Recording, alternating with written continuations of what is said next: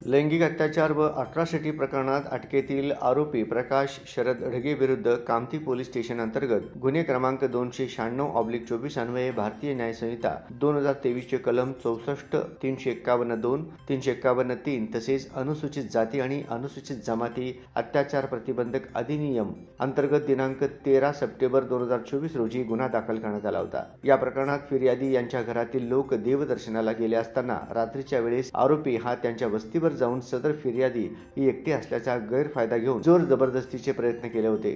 तसेच पीडितेने सुटकेचा प्रयत्न करत असताना देखील सदर आरोपीने धमकावल्याने तसेच जीवाचे बरे वाईट करेन आणि मुलांना मारून टाकेन या भीतीपोटी पीडिता घाबरलेली होती। आरोपीने दिलेल्या धमकीच्या भीतीमुळे त्यानंतर देखील पीडितेवर त्याने वारंवार अत्याचार केले होते। घडलेल्या घटनेनंतर देखील पीडितेने समजावून सांगून सुद्धा आरोपीने पीडितेस त्रास देणे सुरूच ठेवले होते। तसेच फिर्यादीने सदर घडलेल्या प्रकार व मिळालेल्या मानसिक त्रास संबंधित कोणालाही सांगितले नव्हते, परंतु आरोपीच्या वारंवार त्रासामुळे सदरची फिर्याद कामठी पोलीस स्टेशन अंतर्गत दाखल करण्यात आली होती। आरोपीला दिनांक 13 सप्टेंबर 2024 रोजी अटक करण्यात आली होती। आरोपीने आपला जामीन अर्ज जिल्हा व सत्र न्यायालय सोलापूर येथे दाखल केला होता। जिल्हा व सत्र न्यायाधीश श्री केंद्रे यांनी आरोपीचा जामीन अर्ज सशर्त मंजूर केला आहे। सदरील प्रकरणात आरोपीतर्फे advocate Kadir Auti, advocate Dattatray Kapure, advocate Vaibhav Bhonge यांनी काम पाहिले।